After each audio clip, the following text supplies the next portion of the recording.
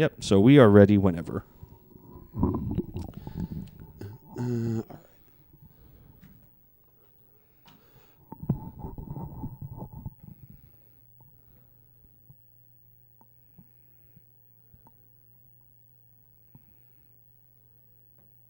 Yeah, so we had so it was an all Tamil show last night. Yeah. And I made, I guess what's a faux pas right away, which I didn't understand, is that I guess you're not supposed to mention the Tamil Tigers anymore. I'm so my friend Felix, who you've met, he's told me he has a vague familial connection to some of them. Okay. I don't think you were ever supposed to, in some senses, but it's also like, let's not pretend they don't exist. It's like, So the way it was explained to me after I said it was that's essentially like saying like, oh, you're Hamas or whatever, instead of saying they're like Palestinian. Like, as the Tigers were like the terrorist group, but they're just Tamil. well, in what sense did you mention it? Because they're real. I think I just said, Tamil Tigers. Like, because I just thought they were all. So when you okay. say, Yeah. now, first of all, Hamas is not called Palestinian Hamas. You know what I mean? Yeah. They're a whole separate. The Right, the word, name is not. the nationality is not intrinsically in the title, so I feel like that's tricky. Obviously, I knew the people were not called Tamil Tigers, but I thought the fact that they said it was a terrorist group was interesting to me, because I was like, but isn't it a terrorist group in the sense that, like, wouldn't Sri Lankans call it a terrorist group and you guys would call it like fighting? I assume Tamil Tigers were fighting for Tamil freedom in Sri Lanka. They are. Yes, so I'm correct on that. But as far as I understand it, it's like, they are. And they may have started with virtuous means, but they're kind of like, what's that Irish group? The NRA. Yeah. Oh, IRA. NRA gun shooters. Sorry, IRA. IRA, right? They have a good reason for existing. Sure. But Did then get those goddamn Catholics or Protestants or whichever ones. Yeah. But then they did some bad things. And I think that's where it falls. It's like they had to separate themselves from them. Like the rest of the Tamils had to like sidestep them because they did too many bad things. Yeah. Whereas really the other side also bad things. But the normal Tamils have to pretend like they're like, oh, we don't like either of you. Okay. Yeah, because I was just going to do Palestinians call Hamas a terrorist group? You know what I mean? Like, I think that's also the thing, is like they don't call that a terrorist group. Yeah, I guess, Israel would call them a terrorist group, but they're literally their elected government, whether they like it or not. I mean, they don't probably. I think a lot of them probably don't care for that. But ultimately, they're not going to call them a terrorist group because they're the government. Of Palestine. So, also, like, Sri Lanka just wasn't a country for a bit. I'm always like. Whatever. I never really did follow up on what happened with that. I know they just went like, oh, we're shutting her down for a bit. Like, they just declared like Chapter 4 bankruptcy for her country, and then they like came back a little bit later. Yeah, I think they're a country again. Swing. Yeah, the government here. I gotta finally get to the bottom of this. 1 second. Hey, explain to me what happened with Sri Lanka when they like stopped being a country for a bit or whatever, and how they're a country again. I should know more because this is more your region, certainly. Ancestral, at least. Yes. But also because it's not North York. One of my best friends, Tamil. Mm-hmm. My brother's wife, Sinhalese, which is the other thing. Yes. So I've heard, not that she defends her people, but I've heard both sides. She's from that island that if you come near it, they chuck you. I'm kidding. That's Senegal. That's Senegal. Yeah. Also, Senegal, not an island. That's landlocked, isn't it? But what? The North Senegal. It's like a northern Senegal island or something like that. Is where they protect those like 25 people who will kill you. Right. Yeah. Here, hold on. Let's see. Yeah. What did she? The funny thing is, Sri Lanka never actually stopped being a country. What people mean is they say in 2010 it became very close to becoming a failed state because the government essentially ran out of money. It borrowed a lot of money. In 2019, the government cut taxes, reducing and so on, whatever. So they just went bankrupt, and then that's exactly. So They're that's a failed state. country. Yeah, economically, but technically, there are still it's not a like someone border. took them over. So yeah. That's why, because I guess I kind of always quietly in my head thought like, oh, good for those Tamils. They took them down for a bit. Like they took the country offline for a while, but shoddy business. Because that's like they're like Greece. Yeah. Same thing. Declared or Kanye. Yeah. You know what I mean? Like where you're like, I don't really believe you. I feel like you still have a lot of money and this is just like kind of a ploy. Well, there was that 50 Cent thing. You remember when he declared bankruptcy and then took pictures of him holding wads of cash? Yeah. You know? That was an interesting thing. That's a whole strategy. Different subject. But like the idea of bankruptcy is like there's two types. There's business bankruptcy and then personal bankruptcy. Yeah. And also, neither of them are as bad as you think they are because, like, it's a tool. Yeah. I remember my friend Pee Wee.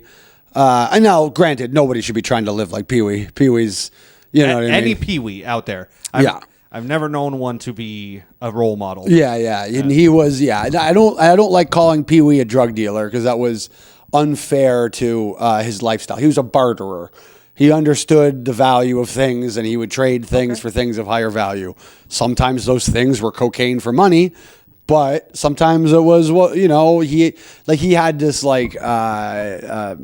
full-sized outside the movie theater size poster of the original Spider-Man movie, but the original Spider-Man movie came out before 9/11, and in the original poster, Spider-Man has the Twin Towers in his eyes. Oh, yeah. So he had like a copy of that before they like took the Twin Towers out of his eyes. That was for like the outside of the theater, and it was signed by Stan Lee. It was like a super rare, and he like got that through trading whatever, like he's just. I don't even remember the original point of me bringing up Pee Wee was in whatever. Fuck, what were we just talking about? We went from Tamils to economic bankruptcy and oh yeah, because first of all, Pee Wee never worked a day until he was in his 40s. Right. He literally never had a registered on the books job until into his 40s.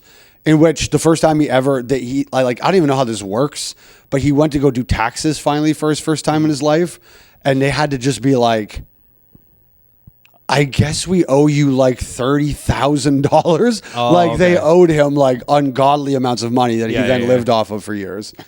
Then he finally had to actually go get a job.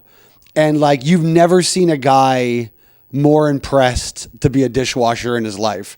Like, because like to be a scumbag is so much work. Like that's what people don't realize is like being a real piece of shit off the grid scumbag is hard. Like it's all day effort surviving like that. Even just drug dealers. Drug dealing is a 24-hour a day job. It sucks dick. And so when he just went to be a dishwasher, he was like, I just stand there and fucking spray the thing with a hose and they pay me $20 an hour plus tips and I eat the food that's left over on the plate. Like he thought he had like won the lottery being it is funny. Just adorable. Like, and just perspectives. You do something long enough, that's going to become old to you, and then something different is going to become fun. Like you wash dishes for 40 years and then become a Coke dealer, you'd be like, oh, this is awesome. I love being a Coke dealer. But be a Coke dealer for the first 40 years and then become a dishwasher, you'll also find that fun. Yeah. You know, so just change things up a bit in your life. But he at one point declared bankruptcy, and again, same thing. He was just like, it's the greatest hack. It's like, you don't even get it. I just don't have to pay back any of this. Whatever. It was just like he thought he had discovered the clever thing of it. It's like he's a 43-year-old man. He's not gonna own a home. You know what I mean? He can't drive. What's the point? Yeah, there's bankruptcy. Declaring bankruptcy is a great idea. Literally, the only drawback is it fucks up your credit and all this kind of stuff, right? Yeah. And you have to just work hard to build it back. But if you were in nowhere close because of your situation and you're paying bills and you cannot catch up, you were never going to own a home. So let that go. And this is what they're, again, and I had this talk with my dad today about things, but I was just like, because I really feel like America's about to swing, like particularly socialist. and like, because they just let it go too far. Yeah. And it's only so far it can go before it's like we have a survival instinct, and like people are finally like they let it get to the point where like they reach their limits and stuff. Plus Zoran is just doing a particularly good job, and as long as the voice, by the way, as much shit as we talked about Michael Rappaport, I was on the phone with my Jew this week. Like I have a couple like high level Jews that I deal with. And I don't want to overtalk. I won't even say who it is. I don't want to overtalk his business. But we were trying to talk about some professional wrestlers that I'm trying to order, and like we're going over. Kevin Nash is asking for too much. But Nash, if you're watching, Big Daddy Cool, it's a fun gig. You don't need. Cut the nut down a little bit. You don't play with, like, it's a fun time. It's not a convention. We're not asking you to do anything crazy. So we've had to like we're now have to weigh other wrestlers. Like is a tag team a better value than that? Yeah. Like we're really weighing who we could still get. I feel like New Age Outlaws together, if they're cheaper than Nash as a whole, is kind of fun. Anyways, but my high level Jew calls me and, he goes, oh man, the world's crazy. And right away I'm like, this is about Judaism somehow. All he said is the world's crazy, but I already know we're about to talk about some Jew stuff and I'm going to have to watch myself. Again, much like the last episode, if you didn't check out the last episode, Rob Can't Talk About Israel, in which we talked about Israel a lot. Yeah. Just as much as any episode. So he asked me, it was, did you see the video of the black lady on the subway saying Jews eat babies? No. Yeah. But she's like an unhinged black lady. Yeah. Like, this is what, like, it's the same thing. I will give an example in a different thing, and I've maybe brought this up on the podcast before. I apologize. But when I lived in Hell's Kitchen, remember Stop Asian Hate? That was upstairs. Oh, okay. Yeah, you're okay. I know. Creepy noises down here. Yeah. I frighten easily. Yeah. Remember Stop Asian Hate? Yeah. So there were homeless in hotels near us in Hell's Kitchen. And I was in this Facebook group for Hell's Kitchen neighborhood people. And there was this guy going, hey, we need to get the homeless out of these hotels. They attacked, like last summer, one of our Asian, and this is a white guy doing this, is like one of our Asian neighbors was attacked by one of these people, and it's just time to go. We have to protect our Asian brothers and sisters. Stop Asian hate. And you're like, no, dog, you're like the most despicable guy I can think of, because first of all, the idea of Asian hate or Stop Asian Hate or any of those things. If I'm your friend, Sanker, and I'm like, everyone hates you, man. Like, you got to be careful out there. Sure. Because everyone hates you. Like, the streets aren't safe for you. You should be like fear for your life. Because I've heard what people are talking about, and they don't like you right now. Am I your friend, or am I like a shitty person that is making you afraid, probably for no reason? I guess it all depends if it's for no reason. If it's true, good friend. Sure. If it's vaguely, maybe exaggerated a bit, I don't know. Yeah, I just never look at that. It's a more positive message. Hey, we don't hate you. Like, instead of Stop Asian Hate, how about just we love Asians? You know what I mean? Why is it never just like reaffirming that you're fine? That like, hey, if anyone gives you a hard time, understand that we're here for you or something. Right. Why is it like they fucking hate you? Anyways, so this guy's using Stop Asian Hate, not because he's worried about Asian. He wants the homeless people out of the hotels so they're not in his neighborhood anymore. Yeah. And he's using Asian people as a fucking shield to just, because he can't just go, hey man, I fucking hate these homeless people and they're not good for business or property value or whatever it is, and I want them gone. He's, think of the Asians, And yeah. It's a ploy. It's just a ploy. And it's like people see through that shit. Like the same thing, and we'll get back to ethnic comedy. It's a nice full circle, I feel like, in whatever. But I hated the guy. So Paige had to ask me about that, and then we had to kind of get in. Now, here's what oh shit, I said his name, sorry. But anyways, high level Jew. He works with wrestlers, which I love. I love everybody, any carny you can give me. I fucking love a carny because you can just tell them what's up. Mm-hmm. And even when it's a sensitive an issue with something like Israel, I can go, dog, it's PR.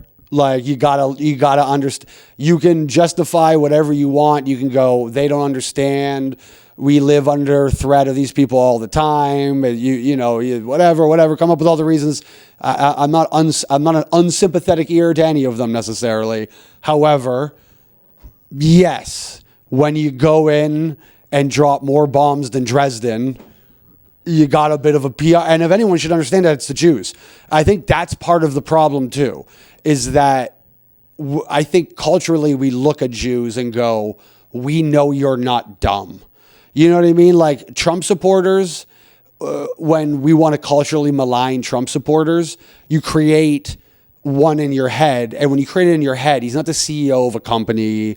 He's on a tractor and he's got the fucking hat and he's drinking Bud Light or Coors Light or whatever the fucking fascist beer of the moment is. And he's a fucking idiot. You create an idiot in your head and go, oh, you're just too stupid to know better. We can't do that with Jewish people. Nobody's creating that Jewish person in their head. That's like, gotta get them. No. So then it becomes deeper, Jewish hatred is a very insidious hatred for that reason, is because it is the one hatred that's like, and by the way, it doesn't even necessarily need to be. Have you met Hasidic Jewish people before? Like all the negative, kind of trashy stereotypes of minority groups, like Hasidic Jews have all of them. You go to a Hasidic Jewish neighborhood, it's just garbage, and they got 9 kids in an apartment. It has none of the Hasidic Jewish people's any prejudice towards them has nothing to do with other Jewish prejudice. Stereotypes. It's very odd. And we actually don't hold Hasidic Jews are almost spooky to where we don't even discuss them. Now I know we don't really have them here. Do we? Yeah, we do. You see them. The Bathurst stretch. Up Bathurst. But, up. Okay. Yeah. Here's how we know if we have Hasidic Jews or not. What's sukkah?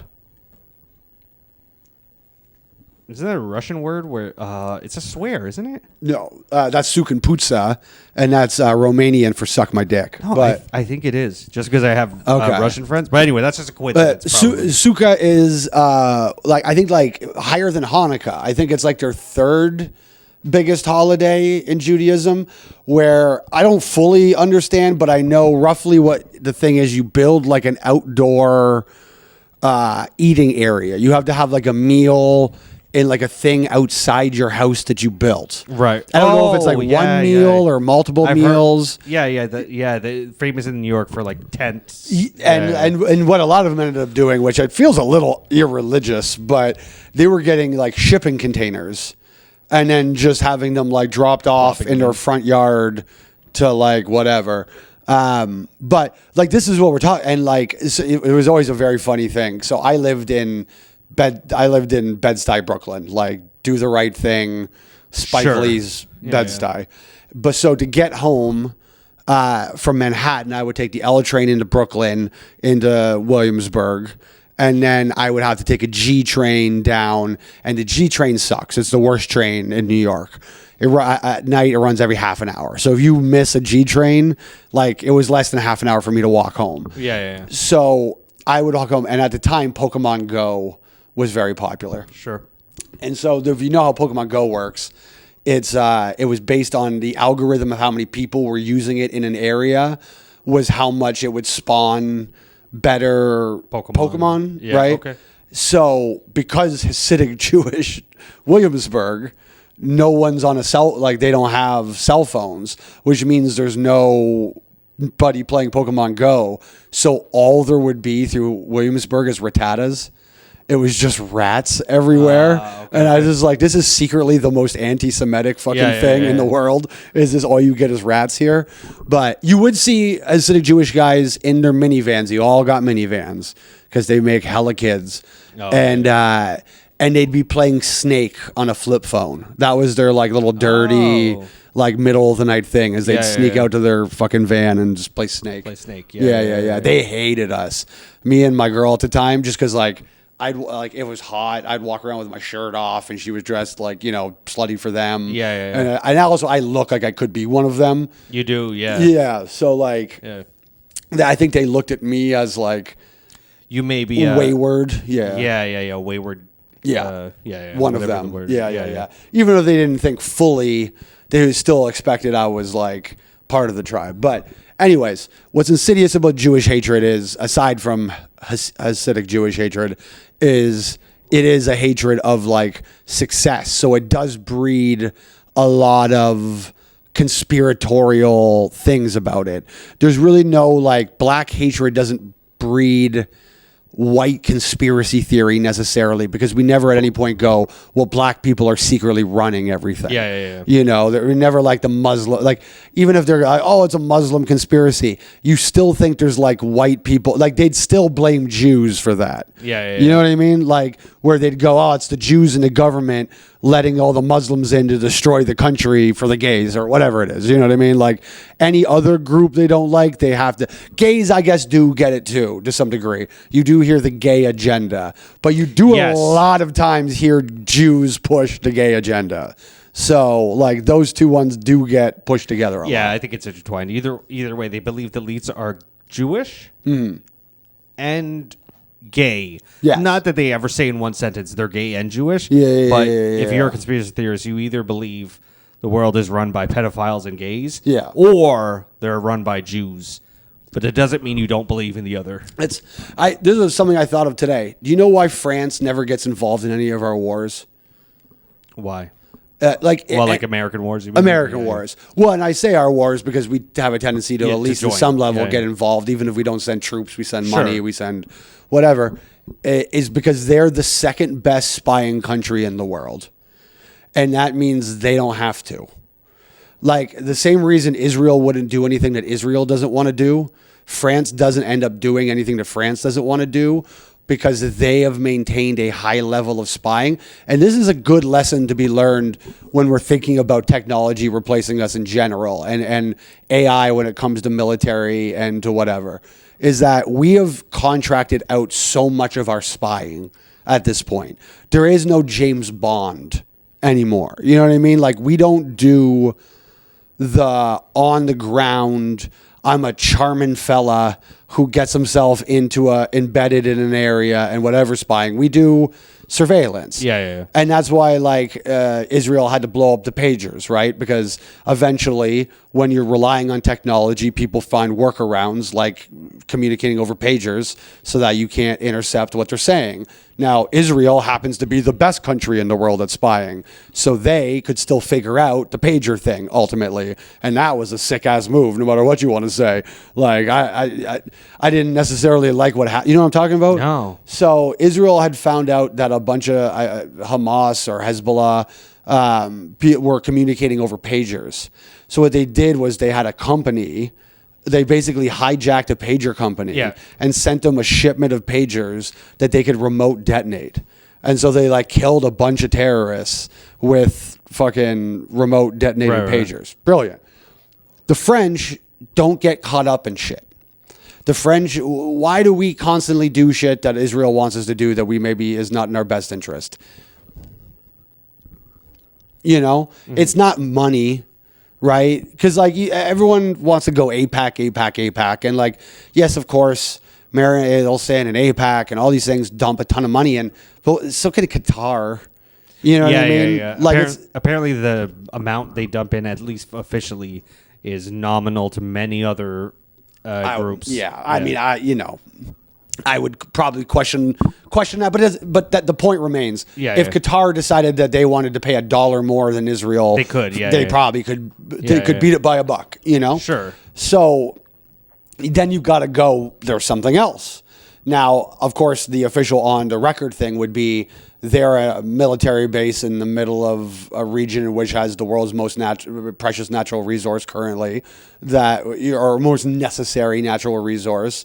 And so it is advantageous for America to protect that area. And I don't think that's untrue, but there's probably another level besides just that. Why couldn't we just decide then Qatar, we're friendly with Qatar, we're friendly with Saudi now.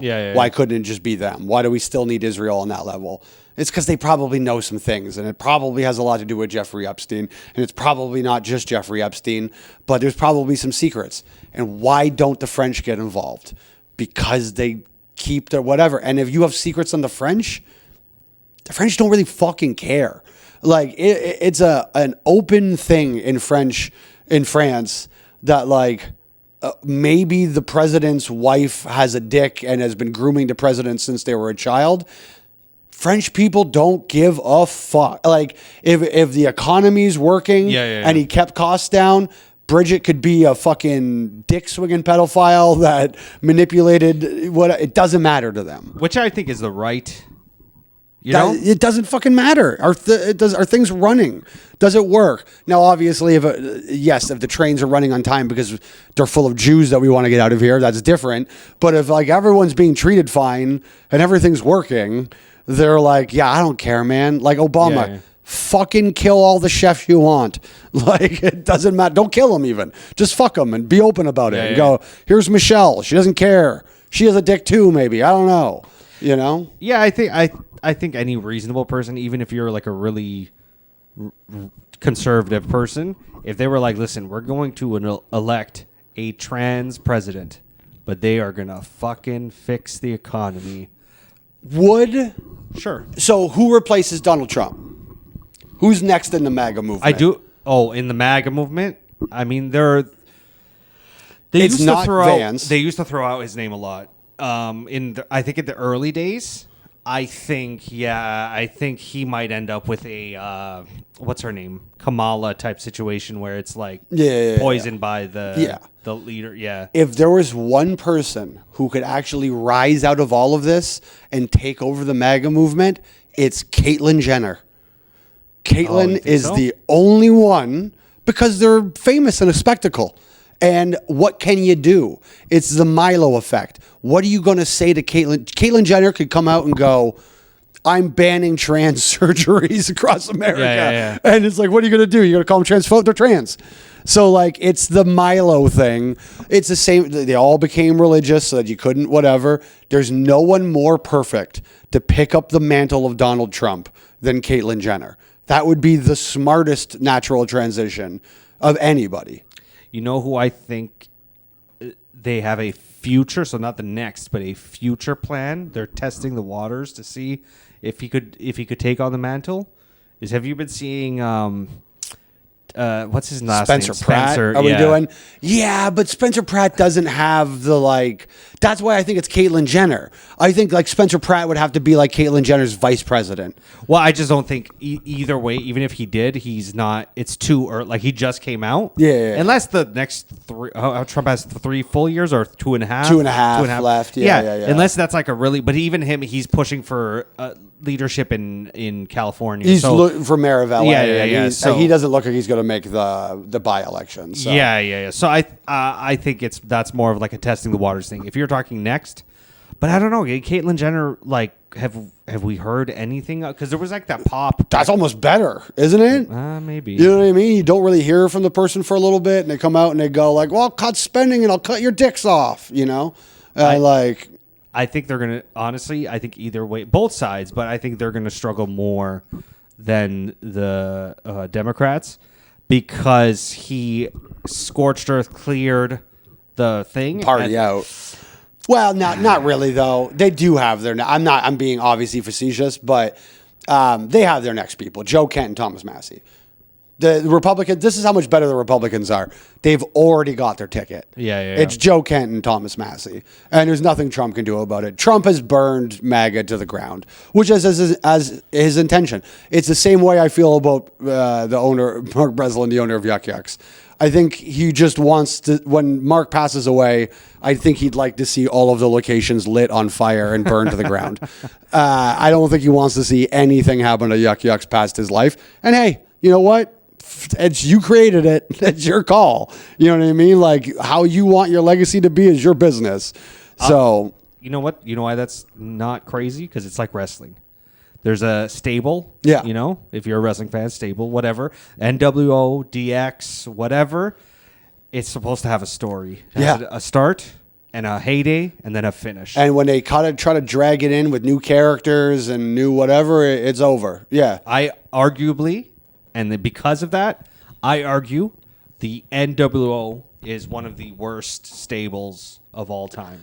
Just because it just kept became dragging. a cancer that just kept growing. And Yeah. I did. I was just actually oddly watching a compilation video of all them adding members. Yeah. It was like every time a new member showed up, and even it was confused because as I was watching it, I was like, "But wait, Ted DiBiase's with them now too. Why is he there? Yeah. Did that not even happen on television? Like, did that just happen behind the scenes?" It's devaluing. It's the same thing they do in comedy sometimes with like, if you don't curate a brand of some sort and you're just letting on, so you have Netflix specials that aren't special anymore, just for laughs. They were having on comics mostly based on some sort of political connection or, you know, handshakes, networking, stuff like that. It's just you're devaluing the brand. And Trump, he got in and then he devalued MAGA. Because he just kind of sold out what was left of it, and that's it. And there really wasn't a natural successor anyways. Like, J.D. Vance is not whatever. J.D. Vance is everything that they were, like, warning him about in the first. Like, I think Steve Bannon would probably, if you could get Steve Bannon alone in a room, he'd be like, nah, J.D. Vance works for the enemy. We shouldn't be fucking near him. Like, I don't think he trusts J.D. Vance at all in the actual... Even though Zelensky, like Ukraine's leader, got a lot of flack for how he handled his meeting with Trump and everything like that, I think that was the death of J.D. Vance's like future. I could be the leader of this, is because, at least for me, maybe this is just a me thing. Yeah, it wasn't because I am a supporter of Ukraine or whatever, but like, it wasn't because I'm some it was just, I could see the emotion in his face and I was like, oh, you pussy, you're getting emotional. Keep it in your pants. Yeah, like, relax. You can make your points, but you could see the, like, he looked like he was going to fucking tear up or something. Yeah, that's great for a congressman. Keep that shit to Congress. Yeah. None of this. As a leader, I don't want someone that fucking baby. Yeah. Yeah, no. Joe Kent and Thomas Massey.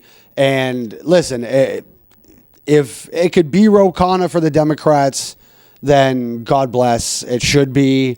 But I don't know. And if it's not, who's the name? Like, who's even there?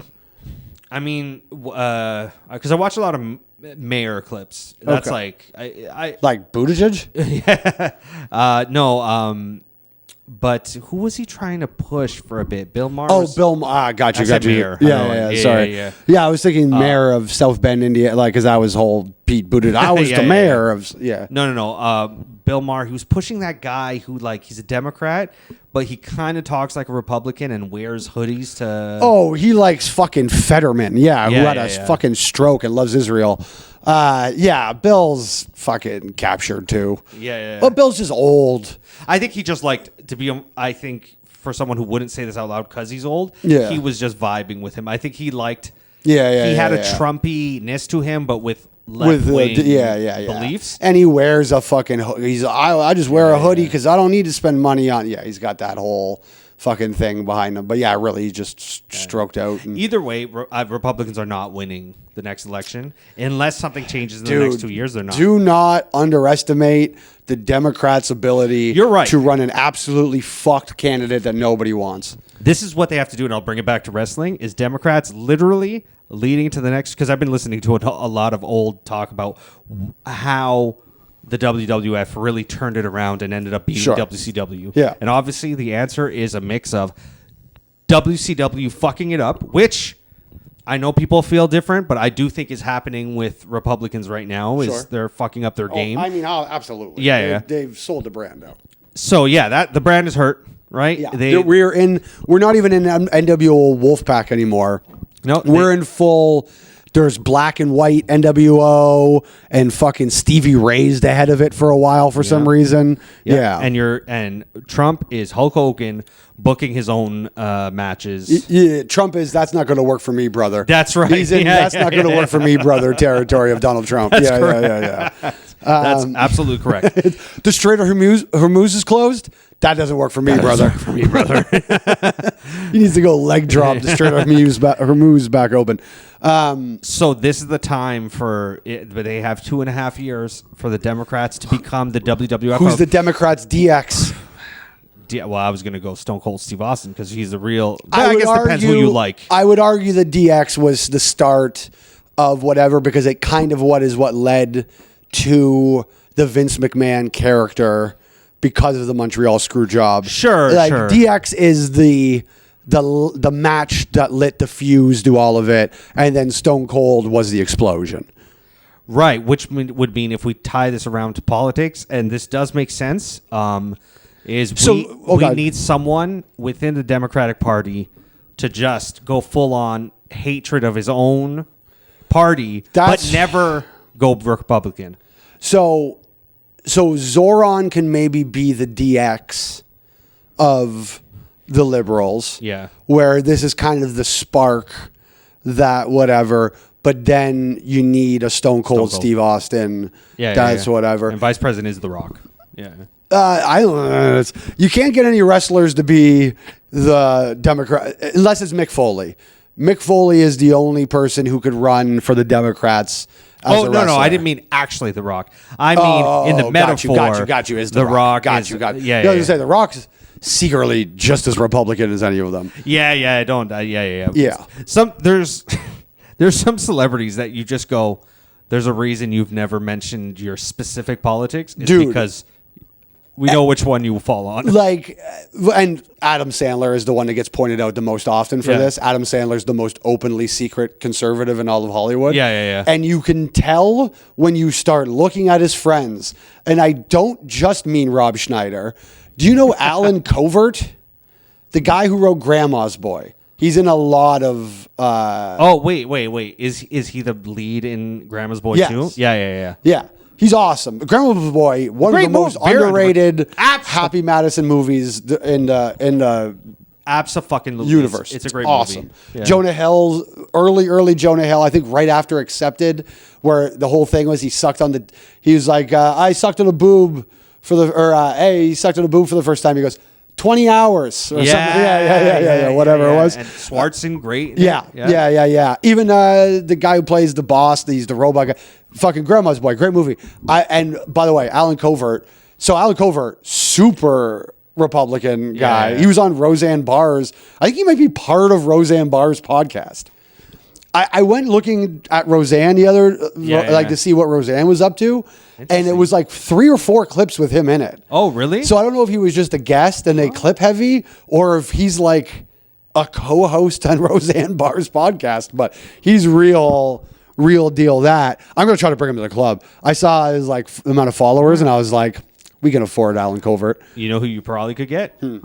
Do you know Adam Sandler? Who I don't know their names. Now I'm learning him, right? But obviously there's Adam, Rob, right? Then there's Alan. And then you could throw Schwarzen as kind of in whatever, Yep. Norm, even Colin Quinn a little bit, but he's more of a Seinfeld friend. And then there's the other guy who gets a role in every movie, but very minor usually. Let me think about it. In Steve Buscemi? No. He's the most talented of all his friends. Absolutely. But no. He did you ever see 50 First Dates, for example? Yes. Yeah, there's a guy who works at the memory clinic where he's like the fucking idiot where he they go there and he's like, yes, kind of jockey. He has a bit of a caveman-y jocular thing to him. In another movie. He's in Big Daddy. He's in yes. He's the one who goes, oh, He's always a dick or something like that, or an idiot. Yeah. What the fuck's that guy? You could get that guy. Yeah, for sure. Why? Because I learned recently he had an incident where he used the N-word and got caught on TMZ and everything like that. Oh, and he's excommunicado from the Sandler verse. Sick. I will look into that after. Yeah. By the way, that's if any of you know celebrities who have been canceled for using words, send them to at Catacombs Cabaret. Yes, yeah. Because we will fill this place with guys who just simply dropped errant F's or N's if they were rapping or something. You know what I mean? No pedophiles or rapists. I don't want Jeremy Piven here, but. Is he? Wow, he was Me Too'd. Yeah, that's okay. no one Me Too'd. Unless it was Louis or Aziz. But any N's or F's that got their careers canceled, yeah, you can send them right down here. You know what's funny about Jeremy Piven is because he's an American and he's more famous in America and stuff. Most people don't know that he caused a bit of a stir in the Toronto, and I put quotes because I'm not on camera, the Toronto stand-up community. Okay. Do you remember this? No. So before they kind of went through their own like little bankruptcy, or I don't know what you call it, and are now back just for laughs, booked Jeremy Piven on a show, and there were Toronto comics like somewhat protesting that they would first. I think it was twofold. It was like, yes, there was some Me Too rumors or whatever, but it was also that he wasn't a real comic, and also he's not Canadian, and they're putting all like it was like a whole little jealousy of Piven. Yeah. Specifically, he probably has no fucking idea that even happened. They tried to cancel him in Toronto comedy. Yeah, which is funny because it's like how many non-stand-up things happen in a fucking Just for Laughs festival anyway. Like near's Wayne Brady, but he's been hosting galas for fucking decades. Like, you know what I mean? Like that's an odd. That's when you're going to throw your hands up, Yeah, I think it was because he was under the. There's got to be lot the of Me hate. Too thing for Even prior Me Too, he got a lot of. I'm not saying deserved. Yeah. He got a lot of hate for transitioning to stand up. I just also think he just played a dick, and but I think it came around the same.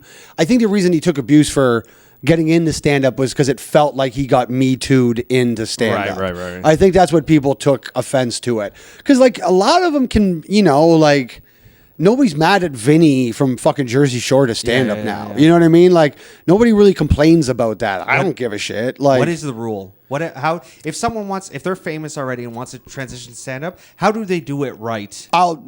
There's a clear example. And again, I hope you watch this too, Sal, because I like you very much and I miss you. Sal Volcano from Impractical Jokers did it 100% correct. Sal, first, he didn't even disrespect the New York City clubs. He would go on stage with Big J, with DeRosa, with somebody, Attell, whatever, and kind of bullshit as, hey, here's my friend Sal from Impractical Jokers. And it kind of ingratiated him into the clubs. He did that for 6 months, a year, whatever it was. Yeah. Then he started doing the clubs on his own in New York for a year, 18 months. Then he went to small comedy clubs. And I think at the time he took Chris DiStefano as his opener, so he had a strong opener and whatever. He just, every step of the way, Sal did the correct amount of growth and like he did the right thing, and then taught nothing to Joe Gatto or Murr because they're both now just doing stand-up and neither of them put that same really? I didn't even deference in. But I didn't know they do stand-up. I thought he was the only one. No, they'll go do it now, whatever. Joe, I think partially because he got canceled off that as well. I didn't know that. They did a good job of making that seem like he just wanted to work on his marriage. And yes. Yeah. Because there was a time in between. That's what they knew, I guess, what was coming. Because, it was just a divorce and whatever. Yeah. But the divorce was because Joe was being a wild boy. Yeah. So, they just went, oh, he's getting divorced and he's got a whatever. But it was because he tries to fuck pretty young fans. I don't remember if it even was underage fans or if it was just inappropriately young. They were, inappropriate. That's what I heard is inappropriately young. Which one of my favorite lines from a rapper ever is Lloyd Banks. And I wish I could get the proper line so you have the rhyme with it. Yeah. But the line ends with, I fuck fans and your favorite rapper does too. Yeah. And it's just saying stop Yeah. Stop. We're fucking yeah. our fans. Yes. This is what we do. Yeah. So,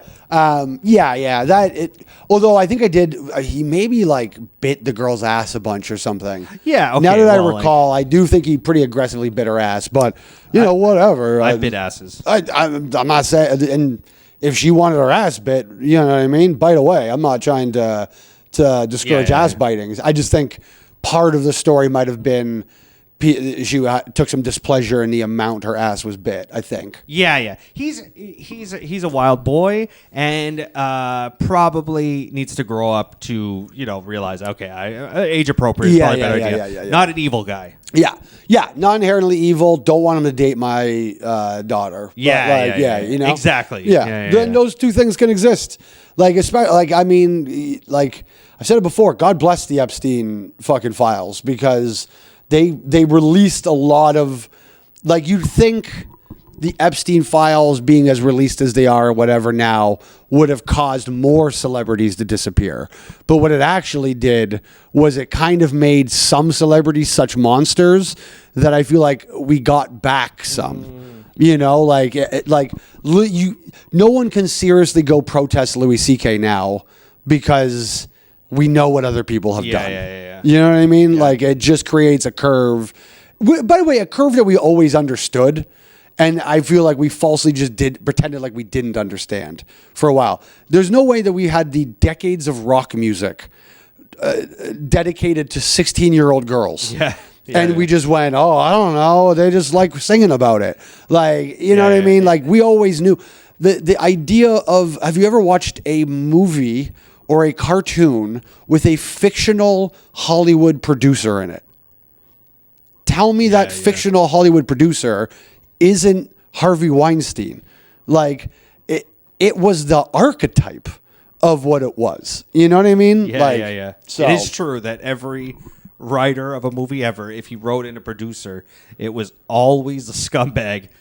I think that's part of what people don't like about Jeremy Piven, to get back to him. Yeah. He played an agent, a slimy agent fucking scumbag for the longest time. I have a theory also, as you were talking about, how do you transition to doing stand-up and stuff? I do think it was easier for Sal, not to take anything away from him, but easier for Sal because he is comedy adjacent. Sure, he's doing a live performance kind of thing. Yeah. If you're always comedy connected, also, unless you're in the comedy especially in a particular scene, you can go, maybe he used to be a stand-up. He actually did do stand-up before. When they were sketch or whatever? He had a bar. Cool thing about Sal owned a bar. I'm sure this is super common knowledge at this point. Yeah, but he talks about it on podcasts. But he did, that's how he knows the guys, that they would all come do stand-up at his bar. But he also did stand-up. But it was great about Sal, shows you how good of a fucking head he has on his shoulders. He didn't stop working at the bar for a whole into I think season 2 or 3 of Impractical Jokers, because he was just I don't fucking know where this is going to end up. Yeah. There's a few stories like that.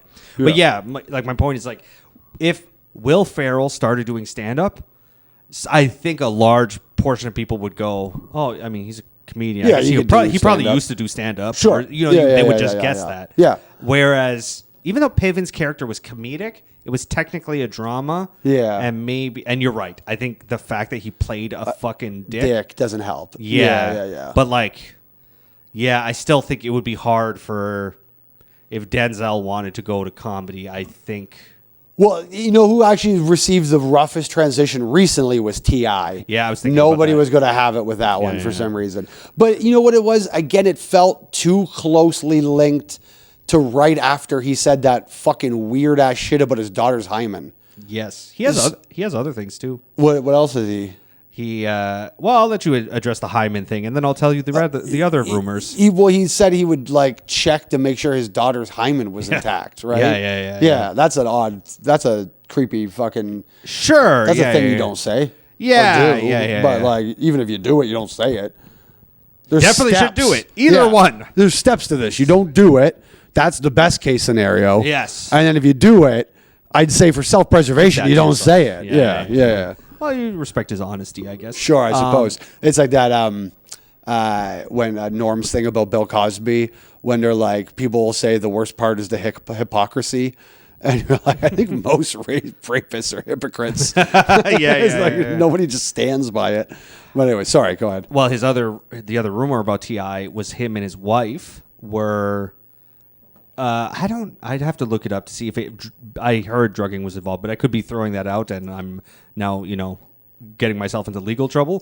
But the idea is, even at minimal, him and his wife were taking home women or whatever and kind of having their way with them and then throwing them to the side in like three. They were bang bussing them?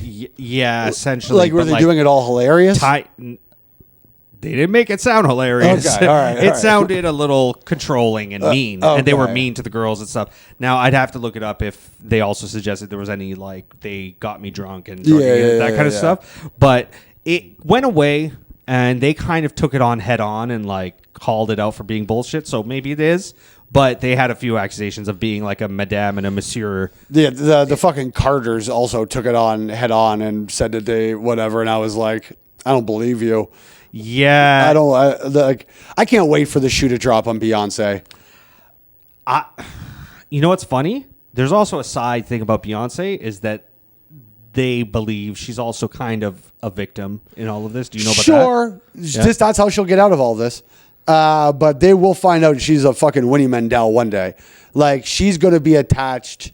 One day we will find out that she sat shotgun on a lot of funky shit. But you're right. She will get a pass from a lot of people because she was picked up at 18. Yeah, and prior to 18 even. Yeah, most people are like, if you look at the timeline, there's no way they didn't meet prior to that. Yeah. I think Jay-Z saw a 17-year-old Beyonce and thought, nice. And wasn't it that, like, I believe the idea was that he, like, wanted Aaliyah or was trying for Aaliyah or whatever. There's rumors he wanted Aaliyah, but there's also not rumors, completely 100% true, and people just ignore it, is that he also fucked Foxy Brown when she was like 16 or something like that. Okay. I think it's Foxy. Don't get me wrong. One of those female rappers. Yeah, but I feel like Foxy Brown would have been very close in age to him, though. No, there was no. Foxy Brown's there was, and I might significantly younger than I might be Jay-Z. fucking myself up that it wasn't Foxy. There was one of those big female rappers that we all know from that time. It would have been Kim. He was with. But even Kim doesn't feel. I'm trying to think of who would have felt young in comparison to Jay-Z at that time. Like, young enough to give a shit. You know what I mean? Like, because how old was Jay-Z? He was, 30 when Beyonce was 18? Is that what the split was on that? Because it was 26. Like, if he was 26 when Beyonce was 18, I don't give a fuck at all. Like, if she was 18, I don't care. Well, look, they're saying, I'm just reading a Reddit post. Whatever. But Jay-Z and Foxy Brown's relationship in the 90s began after a 14 to 15-year-old Foxy Brown was included in LL Cool J's I Shot You video. Afterwards, Brown was featured on multiple tracks and whatever, Jay-Z. I'd have to find, I don't know if I just type in Jay-Z fucked Foxy Brown. I'm looking up the age difference between them right now. But it does, I'm already reading based on that, is that if she was 14, 15 when she met Jay, I know Jay was not 14, 15 when he started rapping. That might be, he might have started, but yeah, see, he's 8 years older than her. So there's a rumor that they had a sexual relationship when she was a teenager. Now listen, for some reason, I don't know why 15 rubs me a different way, but even 17 and then he's 25 now. I guess I can't get there until she's 18. That one I think 15. If she's 17 and he's 21, I'm like, that's stupid. I get that's technically illegal, but that's dumb. That's silly. You know? Yeah. No, I think even, I'll give this even 14, 15, if you're 22, 21. Yeah, I want to go 21. Because I just think it's look, my girl has now they're just coming out of it, but teenagers. So I watch them around that time. I'm like, as an older guy now who was around even my stepson's female friends or whatever, and they were we did their 16th birthday and everything. I was like, yeah, I get you're supposed to grow out of they look like kids to me. I'm not being some white knight like no, but I'm saying, but at moral. 21, are you going to be growing out of that necessarily? What I'm saying? No, you're right. But you can see the difference is what I'm saying. So I would hope that at 21, I don't remember what my thought was, but I hope I saw the difference because it's like so vastly different. I would say I don't know if this is misandry or misogyny, right? But I feel like if it was a 21-year-old woman and a 15-year-old boy, I actually feel stranger about it because there is just a difference in our development. A 21-year-old boy is 16 still a lot of times. Like there just is like a delay, and maybe that's not a good thing. Like maybe that's society has done that. We force girls to grow up too young, maybe. But like, and boys are allowed to kind of just be shitheads longer, you know, maybe. But it still feels that way a little bit. But beyond, listen, if Jay-Z, are we? No. Sorry, I'd like to give you a sign. I appreciate it. If Jay-Z did wait till Beyonce was 18, I don't care that much. If he dipped anything under that, it's crazy. But like, it's not that whatever, you know. It's also a thing like I think when you're in entertainment, I also give them a little bit more leeway when people are in entertainment. I always was offended on Miley Cyrus's behalf. Remember when Miley became like tongue sticking out Miley? Whatever. Everyone was like, they're forcing her to be this sexual thing and to be whatever. And it's like, because she's a girl, she can't decide. You know what I mean? Like it was like such a stripping of like her agency. And again, I don't remember what age she was, but I imagine it was early 20s that was going on. I get wanting to be protective of a girl in her early 20s, but her dad is also Billy Ray Cyrus. So like she's around the biz. Like she's smarter than an average whatever the fuck she was at that time. So like for people to be like, this woman has been dealing with contracts, and I know she doesn't legally sign a contract till she's 18, but like she shows up on set. She's been working a more serious job than any of us have been since she was 14 years old. You know what I mean? Like it's a different level of maturity, probably a not good level of maturity when you look at like the Drew Barrymores and shit of the world and what happens to like, that doesn't happen because they got to live their adolescence. That happens because we took their adolescence from them. So like they're sort of not like they're going to their weird stuff. Like they actually are just older. And then when they get older, like a 21-year-old who's been in entertainment for 5 years is a 29-year-old. But then when they become an actual 29-year-old or 39-year-old, that's when their weird stuff comes back because we stripped them of their childhood. Like they're going to go like you don't be surprised if you see Miley Cyrus dating she becomes one of those chicks where you're like, oh, now she's dating a 22-year-old or whatever because she had her shit stripped. When you see a dude be creepy with young girls, a lot of times I think that's the age in which they felt they weren't getting the pussy they deserved. I think a lot of guys get stuck in like playing catch up. You know, and it was like that's their like particular traumatic time of things.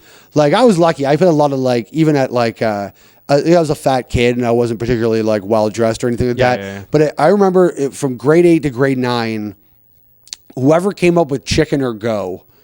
Remember Chicken or Go? Did you guys ever do that? So it was like a game you play in the schoolyard with a girl you were attracted to, and a girl could play it with you as well. But I feel like it probably went in that direction pretty regularly. Sure. You would put like your hand on a girl's knee. Now this wasn't coming out of nowhere. I remember I did this with Lisa Cornell something. She was like a new girl, mediumly hot, enough that I felt like comfortable to do this with, and we were kind of flirty. So it didn't come out of left field. But you put your hand on her like knee or something and would go chicken or go. And if they said chicken, you took your hand off. And if they said go, you moved it closer to an inappropriate body part. Whatever, but right? It's essentially a consent game. It is actually oddly a game that teaches consent. Yeah. It's I mean, it should have been a game where you went chicken or go from over here and then moved it closer to their body. But we're, it was 2007. We're learning. Sure. It also sounds 2000, but this is a weird way to word this, but it sounds like heterosexual gay chicken. that's essentially what it was before we had to do it with, like, that's where we all went, is we all had to, all the things that were funny to do before, guys just had to make them gay to allow to continue to for them to be fun. But yeah, so I got just enough action at a very actionable time for me to, like, I didn't fuck until I didn't fuck till I was 18. Which, like, whatever. I got some head, got some hand jobs, got some whatever. But at that age, when pussy should have been out of my grasp, just like an outside the shirt boob touch and whatever, it was like enough to go, I'm doing fine. I'm in the for wheelhouse. where I'm at. Yes, like I'm playing the game at least. You know what I mean? Like I'm in the game. I'm whatever. Who knows? This tit grab could be. Who knows what this tit grab could be tomorrow? Sure. You know? Maybe I only play because the main player is fouled out, but I still get my 6 minutes at the end of the game. Well, and this I'll try to make a salient point out of this to end. I think it's an insightful thing. One. If for some reason you're a kid watching this, or if you say you have children, I'm a big proponent in high school, pick a thing. Like, unless you gotta be honest with yourself about your children.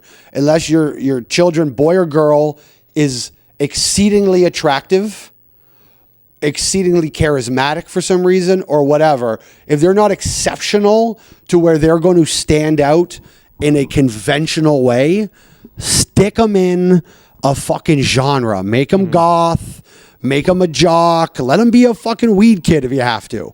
Let them find a lane that they can dominate. Like, have you ever met a girl that was clearly like the hot goth girl in high school? She wasn't the hot girl, but she was like the hottest girl in her thing. I want to say yes, but I went, and we can deal with this another day. I went to an all-boys Catholic school. Wow, I did not. I never pictured you in that little skirt. But yeah, I know what you mean. Yeah, you gotta like. I've been to bars where I saw a hot goth girl, and she was like, was she the hottest girl at the bar? Maybe not. But the fact that she was a goth, I was like, ooh. And it's not even about which one you're picking. It's just that you gotta learn. The whole world's not available to me. Mm-hmm. How do I go make the best of my situation? And like, that's what picking one of those lanes is. It's like, hey, I can go do this. And it teaches you a lot about the world. You're not going to come out of high school or college and be able to go into anything you want. You've got to pick a lane and be great at it. And it's like a great lesson to teach your children. Just get into a fucking lane. And I one time went to Toronto Island and, with my friend Sonny, and Sonny knows, like, I'm not talking at the beach and we're here for the day. I went and hung out with the boat people, the people who live on Toronto Island. And there was a girl there, I would call her a mainland 6.5.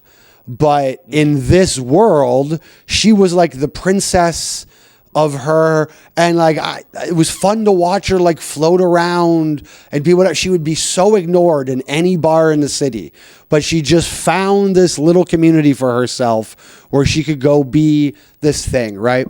And because here's the thing, you never know what function you're actually serving until later sometimes. My best friend was Ian LaFontaine. Ian LaFontaine, I met when I was 6 years old. I had moved to a new neighborhood. My kindergarten, another kindergarten in Windsor had closed, and so many what were apparently bad kindergarten students were moving over that they put metal detectors into school. Mm-hmm. So my parents moved to get me away from that school. The first day I meet Ian on my lawn, best friends for decades, and Ian was good-looking blonde kid, the Zach Morris, like, heartthrob type of kid of my school. He could pick up a guitar. He knew it in 2 weeks. He joined a football team. The coach would have been inviting him for dinner and whatever. And he quit everything because he'd get bored.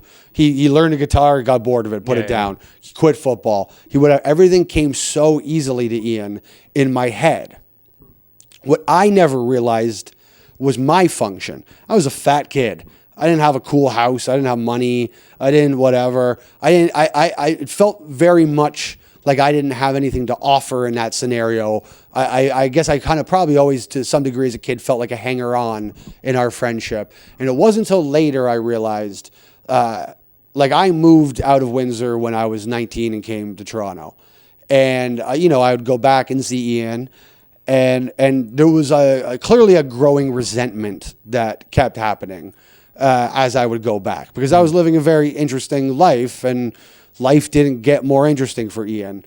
And we had a falling out. That was very stupid, by the way. Ian, if you ever see this, reach out, because it was very dumb. But I realized later I was outgoing, and it was never a skill that I had put in my mind that was necessary for who my best friend was at that time. Yeah. Like I thought I got hand jobs in high school because I was friends with Ian. But the truth was, I got those hand jobs. Those girls were never even coming back. Now, granted, I got the uglier friend. You know what I mean? That was still, no matter how gregarious I was, that was still kind of the deal. But I always got an uglier friend. You know what I mean? And like those, and Ian wouldn't have got that hand job either if it wasn't for me. I got you that hand job, Ian, because I went and talked to them, and I was fun, and I was whatever. And yes, you had the basement with the lax parenting that got us the hand jobs, a place to have the hand jobs. But like, I did that. And it was a thing I never thought about in my life until much later on. And it was like, he was an introvert and I was an outrovert. And I was a 50% member of that relationship in our whatever. And I think a lot of times people don't realize what their thing is. So Yeah. I get it. So anyways, so yeah, go get your friend some hand jobs. This has been Rob Arguing.